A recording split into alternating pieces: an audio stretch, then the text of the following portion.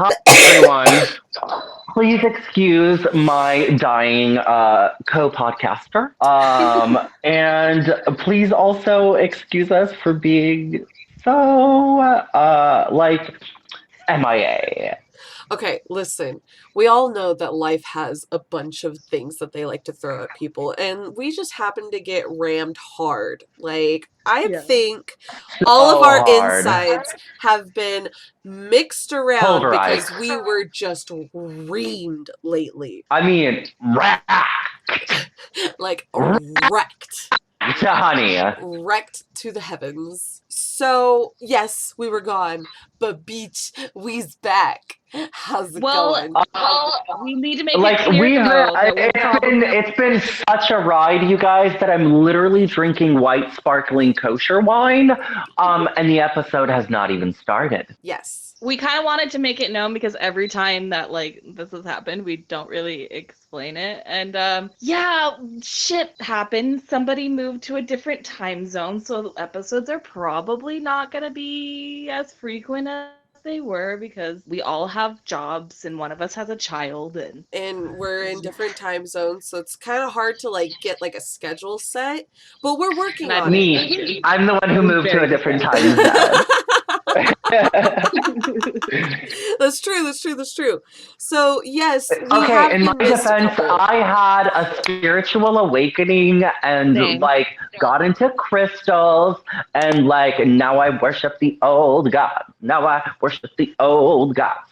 And then he infected us. So Truly, I we've been awakened them. if you've So ever we've been been through distracted. a spiritual awakening, you will understand. Like it's like Spiritual literally getting run over by a awakening, semi-truck. quarter life crisis, semantics. Yep. So as I was saying, yes, we have been late. No, we're not quitting. But our upload schedule will be a little bit different now because there are a lot more factors that we have to take into account. But we will do our best to try to get at least a semi-regular schedule until we get the rest of our things sorted out. So right now, all of us are kind of dealing with like major life changes at the moment, or we're going to be dealing with major life changes. So it's going to be a little wonky. So if you've been here from the beginning, thank you for the support. If you're just now getting here, I'm so sorry, but we're working on it. Yeah. So anyway, we have a discussion today. And I can't even say that it's going to be a discussion. It is more than likely like 99% chance of an argument. Normally, I am on the opposing field and then I get my ass handed to me. But beach, let me start this discussion. Well, first of all, we should tell everybody that this is our first book review. Yes. Look at us moving forward. So we decided for this episode that we were going to do a book review. And the book that was chosen was The Picture of Dorian Gray. By gay icon Oscar Wilde. Yes. And if you're not familiar with the story, what the fuck are you doing? I've lived under a rock and I know what Dorian Gray's about. She's never seen The Fresh Prince, you guys. That's how much under a rock she has lived. Yep, I haven't watched The Prince Prince. So, before I get into my opinion, does anybody want to give a short rundown of the book? Josh, you go. Short rundown. Short, like my patience is about to become in this podcast, I have a feeling. The Portrait of Dorian Gray is a wonderful novel by queer icon Oscar Wilde. Brimming with homosexual undertones and overtones, the story begins with a tortured artist. I mean, wow, I can relate. Meeting this angelically beautiful looking young man who he instantaneously falls in love with, begs for him to be the model of a portrait, and creates such a beautiful replication that it renders this model to have the ability to never age and never look any worse. But in exchange, the portrait becomes deformed as he does shitty things to people, I guess. Whatever. So I guess his soul is trapped in the portrait, and the uglier his soul gets, the uglier the portrait portrait gets. Is that short enough for you, Bree? Yes. All right. Okay. Now, Kelsey, Sorry. do you want to go over the plot with me and agree on the things that we love? No, I'm going to make some points first. Okay. So. Oh, God. Here it comes. So I know that I have like a general displeasure for classic books, classic anything in general. Literature. It's Literature. not something She I has a enjoy. disdain for literature. Okay, hang on. When I give this opinion on, like, give my opinion on this story, like, I am completely disregarding that. Because that's not fair to the book. Okay. The other thing that I will make note of is when I was doing research after I read the book and everything, I did find that the story itself is actually a lot shorter than it was intended. There was supposed to be, I think it was like 300 pages or something more to the story. And so I'm also taking that into account for my opinion. Like, I realized that there should have been more. Gayness. Okay? I realized this. I neither liked it nor disliked it. I am completely and utterly neutral on this book. I will say, though... What? Yeah, completely neutral. And I will say... It shocked me that it was considered a horror novel. Like, I'm actually dumbfounded by that. I don't understand how it shocked you that it's a psychological horror. I know. Kelsey, I truly don't even know how to respond to this. Okay, hang on. Let me explain myself. You always come after my asshole. Give me a second. Yeah. So I could kind of see, and I think this is also like, if there was more pages, like, you know, if whoever was that published the book and everything didn't take out those 300 pages, I think the horror feeling would have settled a lot easier for me. And I also don't know if it's because I already knew the general idea of Dorian Gray, because this was my first time reading it. And it did not feel scary. Like, and like, not even like a logical or like, it didn't feel scary. It just felt like, to me, of like a superficial guy that was just being greedy and that was it. Like, there was no real, like... Well, I don't think, like, okay, I think you're trying to make it too literal. And that could be the thing, because, like, the whole scene where, you know, he, you know, stabbed the artist. Poor Basil. It like, that was kind of, like, that was the first time I felt, like, a little flicker of, oh. But, like, for the most part, it was just, like, Okay, so, maybe... Kelsey. Oh, and then let me put this out there, too, because I know this is going to be fun. Oh, okay. She's continuing. The Lord, what's his name? Henry? Lord Henry, yes. I cannot really see him as the villain. Okay. Oh, right. I'm sorry. Yeah. I cannot with what you just said right now. Because, like, here's the thing. Because, like, yes, his words were the one that inspired Dorian Gray to make that wish upon the painting that basically gave the painting his soul and allowed him to never age and instead have it all transfer to the painting along with his sins. Like, I get that, but the thing is like, it didn't feel like it was malicious. It was more like arrogance. Like, he was just talking shit. Hold on, he was just talking shit, and Dorian Gray, like, took it literal and, like, twisted it into something else. But it didn't feel like... Disagree. Like, he was like, oh, well, you have to do this, and like, it didn't feel like that. It just felt like him talking out his ass. That's what it felt like. No. He knew what he was fucking doing. He might have not known the supernatural effect that it would have, but he fucking knew what he was doing. He knew he was corrupting this youth. Lord Henry, I do not care, is the villain of the story. I'm not saying Dorian is a victim. Absolutely Not. But Lord Henry is the villain of the story. I would call him more of the antagonist than a villain. That's the villain. Well, like, it wasn't like villain. No, I wouldn't consider him a villain. Like, he was an asshole. Sure, I'll agree with that. He was a condescending prick. I will absolutely agree to that. But maliciously, not really. No, Brie, I will fight you on this. He was malicious. Intent was malicious. If you look at the freaking conversations that he would have with people outside of like his conversations with Dorian, he knew exactly what he was doing, and he was playing him like a pawn, like it was a game, because he was sexually attracted to Dorian. You guys can disagree on that if you want to. But he was, because he was a gay, his obvious hatred for women was very present in the book. Like, this was a game to him, and it was done with malicious intent. Therefore, making him a villain, a psychological villain. He was the bad guy. Not saying Dorian was the good guy, because he wasn't. Like, even in the beginning, he was kind of like a prick. But that's my strongest point. You want to hear Like, my other statement that's absolutely going to make your guys' blood boil, if it's not already boiling now? Oh, I'm already boiling. You ready? I really did not get the gay undertones or the overtones. Kelsey, I'm hanging up the phone. I am in too many time zones to deal with this sort of attack. Now, hold on. I will, like I said, I do think that most of my my viewing of this material is because of the like I said, like 300 pages like got took out of the fucking book. Like there was supposed to be way more to disagree. it. I disagree. I think that you're doing this on purpose to make me very angry at you. Honest to God, like I seriously, like I was reading it and like, yeah, because it was classic and everything, I had to reread a couple like pages and everything like repeatedly. So I was rereading conversations. Like it wasn't like I was skimming it. I was actually reading everything. Maybe if I explain it to you as maybe I guess, assigned male at birth, queer individual. I got it.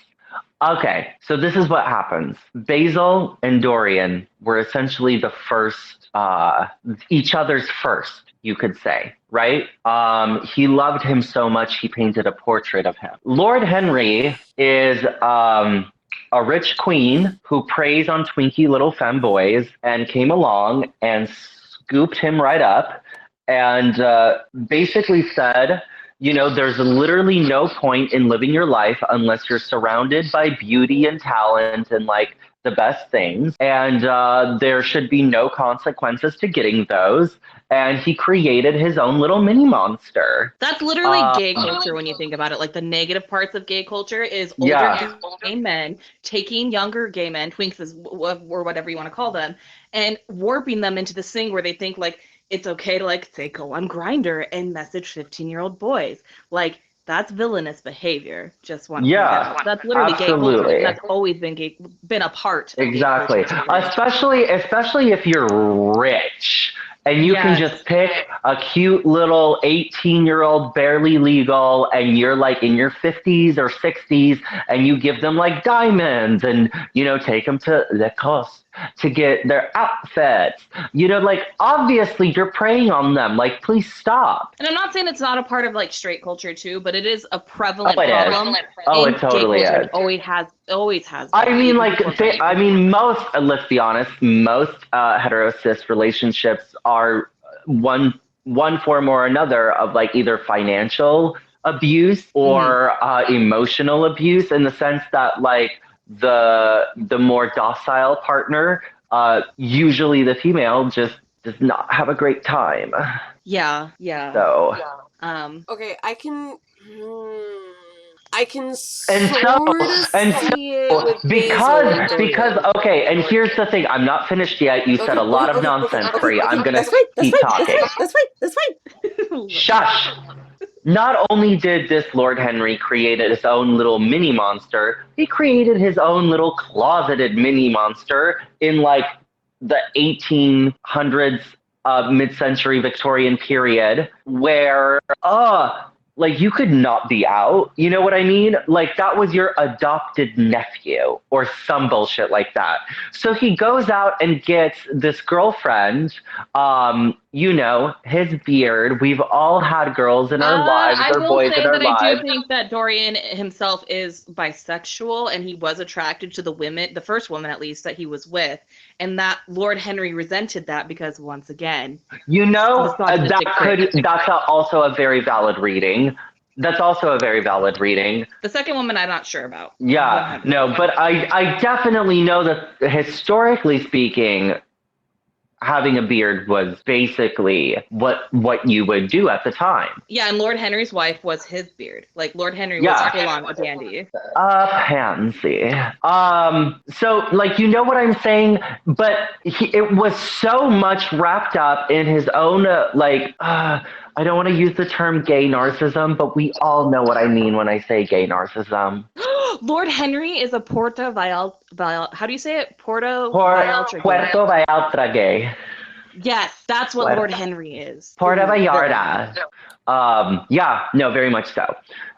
So she committed the great sin of not being like the best actress, and his friends laughed at him. So he berated her in such a way that she literally committed suicide. Which was so sad.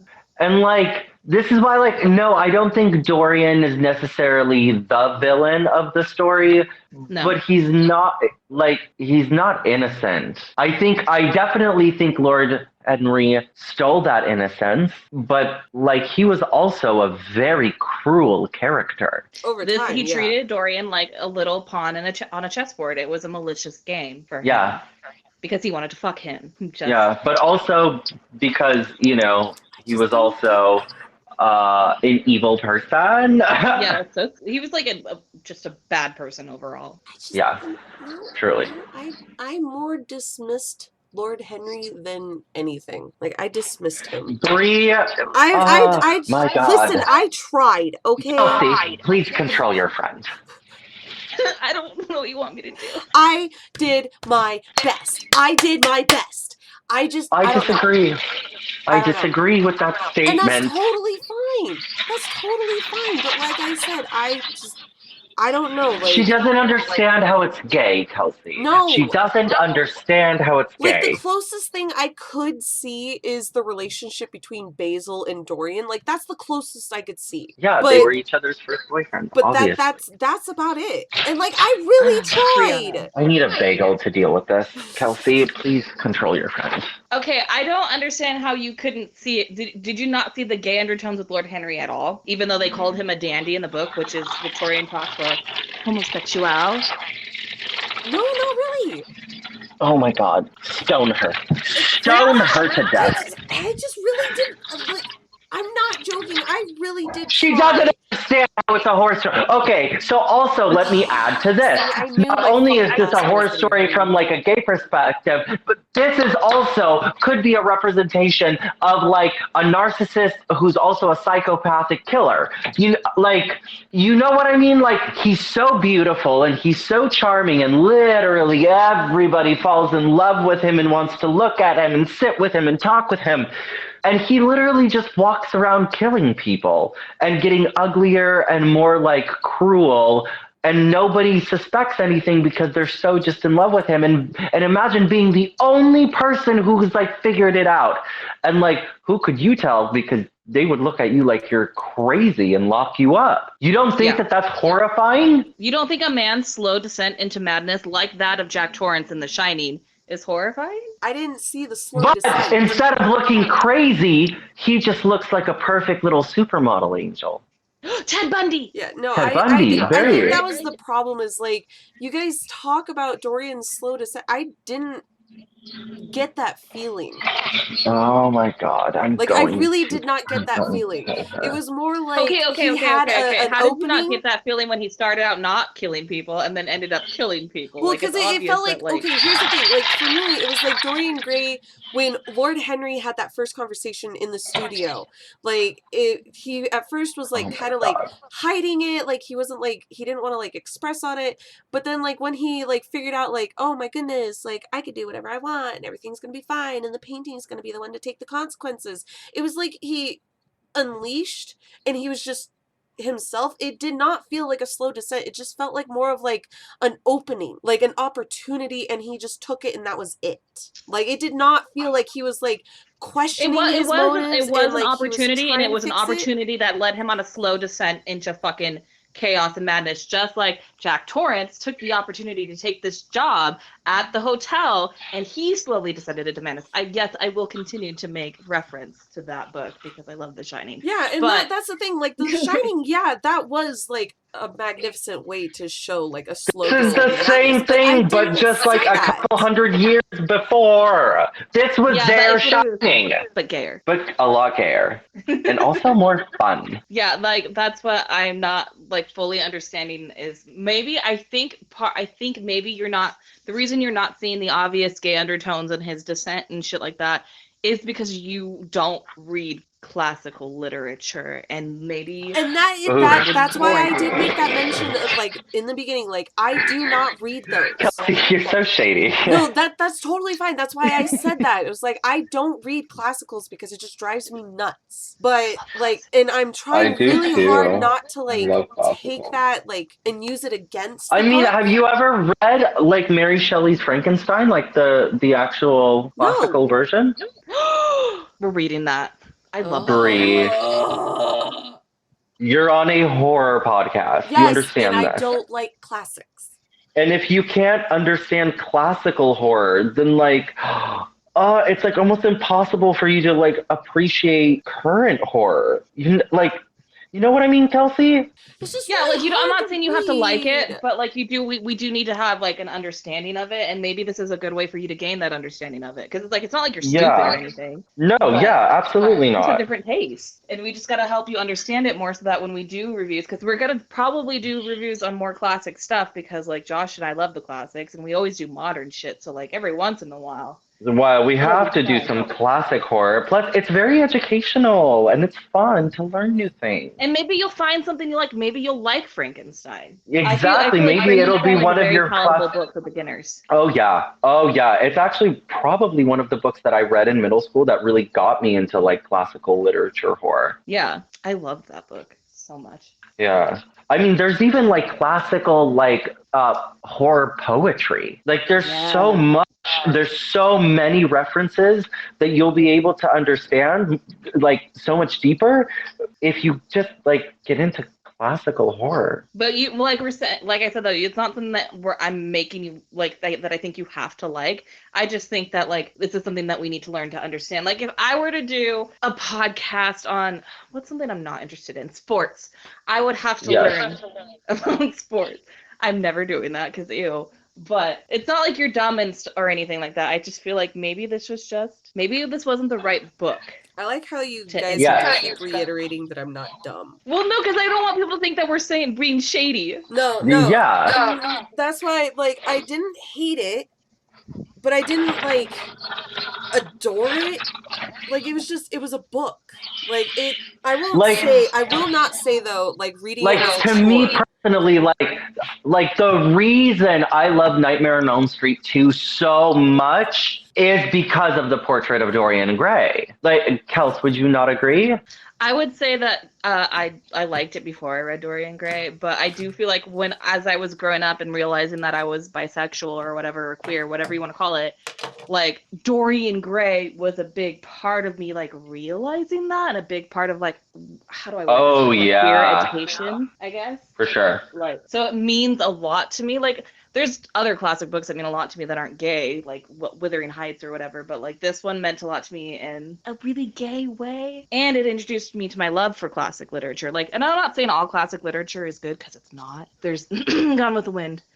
That's all I'm gonna say. Also, and by the way, this book, there are problematic things in this book. I will say that even though Oscar Wilde himself was not anti-Semitic, the way that Jewish people were talked about in this book, by Lord Henry, mind you, was a little uncomfortable, and I didn't like that. Arrogant asshole. Yeah. Like that's where I got the arrogant asshole from. It's just like the way he was talking. But oh no, I just assume you're anti-Semitic, you're a villain. Sorry. Yeah. No, but like there was no other, like, if you look at Oscar Wilde's work, there was no other reference of like anti-Semitism or anything. So I don't think it was him that was anti-Semitic. I think that was his intentional way of being like, yo, this is not a cool guy. Yeah, because he was like, and obviously like his Lord Henry's blatant sexism does not reflect Oscar Wilde, because Oscar Wilde loved Was a women. feminist. He was a feminist. And he was also an anarcho-communist. Hello. Who did but drag? who did drag? We love him. We stan Oscar Wilde. But just be aware, like, I guess if that's the trigger warning, like anti-Semitism, suicide, Lord Henry Yeah. existing, like, but I just don't want people to think we're attacking Brie. That's why I keep reiterating, like, it's not that we think you're dumb. It's just. I mean, maybe it could also maybe be, it was hold just on. a little too subtle for you. Maybe it was just a little too watered down from the editing. Perhaps that, and I'm not like, I mean, yes, I am bisexual. I find attraction no matter what, but like, I don't read a lot of LGBT literature. Like, I Ooh, mean, baby, I for the can fix love that. of God, And I'm like, that's the all way I I read. found out that I was bisexual is when I like fell in love with a porn star at 5. Okay, Oh, well, God. to be fair, I guess I found out that I like women when I saw Megan Fox in Confessions of a Teenage Drama Queen, but that was also the same Ooh. year that I read Dorian Gray. Yeah, no, I knew I liked women at that point, and that's just a common factor, but I didn't really, I guess I guess the biggest thing was like, I don't have like that great ability like you two do, especially you, my darling, to see like all those, well, apparent, obvious like gay undertones. Like, I don't really see it.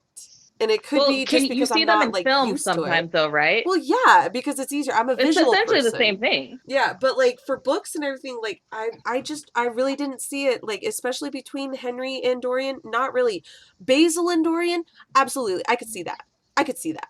Well, there was, 100%. okay, with Henry and Dorian, it was kind of one-sided. Like, Dorian was not interested in him in that way, and Henry was. Yeah. So I could see that, but I they're still there.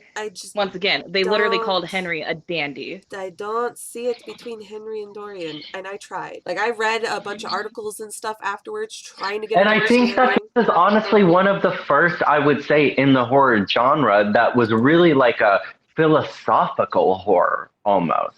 Yeah, that's what it's kind of considered, is philosophical, metaphorical, like psychological horror. Like, it's not like you're not gonna get outright like scares, like say in certain Stephen King books or Peter Straub books or whatever. Like, this is very much like It's meant to make you like feel uncomfortable, not terrified.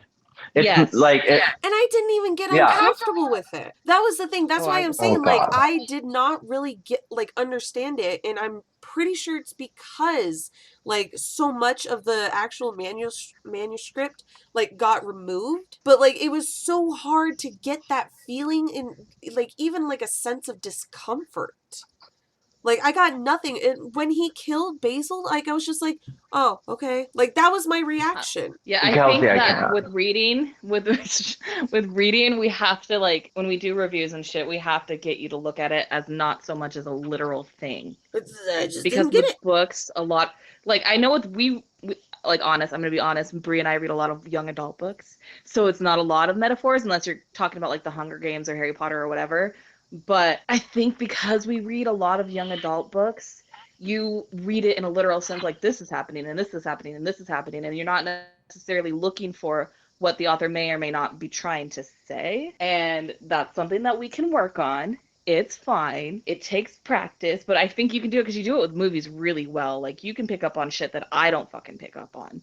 Well, like I said, I'm more of a visual person. Like, I can see things like a lot better, and like I already know like how they're going to be planning things out because this is how it's going to react and this is that, and like I already can see like all the possible causes and effects with movies, and it gets hard. Like, it's not really hard with books, but like the older the book is, the harder it is for me to see that path. And I think that's why I struggle so much with classicals, is because it's harder for me to understand what's going on. I think that's why maybe Frankenstein might be a good option next time, because it's very, like I said, it's very palatable. I thought Dorian was palatable, but I think Frankenstein is even more palatable for people than fucking Dorian. Like Brie. Yeah, because like right now, like I'm looking up some information on the book and everything, and apparently there's a manuscript, like the original manuscript, that is available in, I think it was like New York City or something, but there's only like 1,000 copies out. So if you want to spend $200, we can get the original manuscript. Oh no. But see, like, here's this part that I'm reading. Love it that much. So there's a section where apparently Basil's confession got pulled out from the book. Yes. Which is supposed to go, "It is quite true that I have worshipped you for far more romance of feeling than a man usually gives to a friend.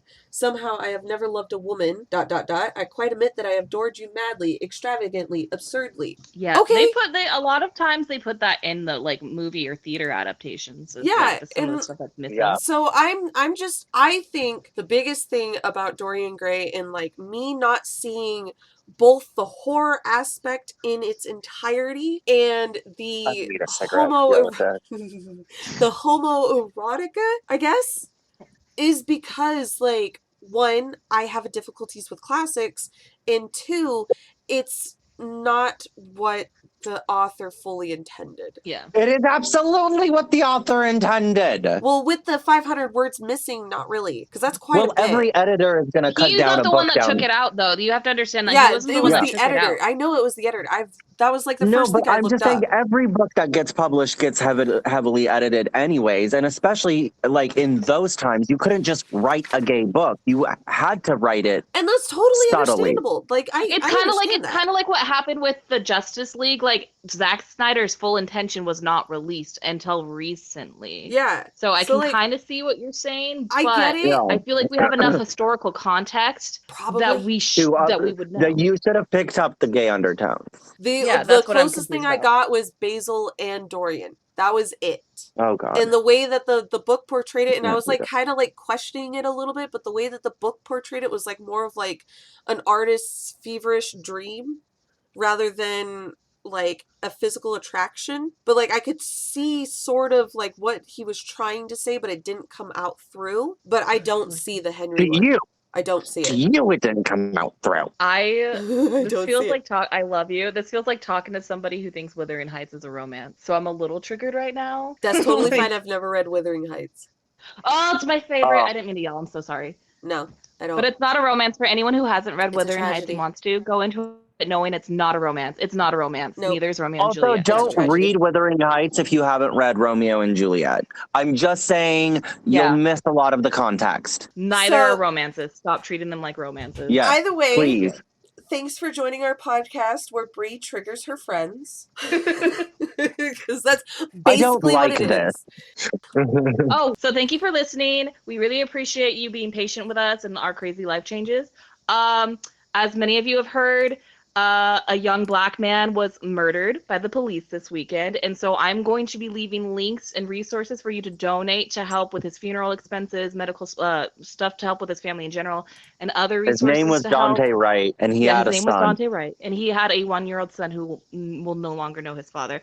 Also, apparently, one of his teachers was George Floyd's girlfriend. So small fucking world, huh? So I will be leaving resources and links for any way that you want to donate to help out his family or any other associations to help out with Black Lives Matter, and as well as Stop Asian Hate organizations, because it's very important that we keep talking about these issues, because obviously they're not going away anytime soon. And I know like our podcast episode was not about any of that at all, but I don't care. I'm going to keep talking about it. So this is a podcast where we are very anti-racist. We will always talk about any forms of hate, whether that be transphobia, homophobia, anti-Asian hate, anti-Blackness, anti-Semitism. It does not matter. We will be talking about it. If that's not your cup of tea, then I'm sorry. I'm not sorry. I'm not sorry. It's not an I'm sorry. It's a bye-bye now. Go away now. All right. No. Y'all have a blessed one. I hope you have peace and serenity and really, go after your dreams, because, baby, you only have one life to live. So live it well. Oh, yeah. Yes. And also, we'll can you guys hopefully hear be back this? soon. Yes. I'm smacking my titties. Okay, bye. Bye.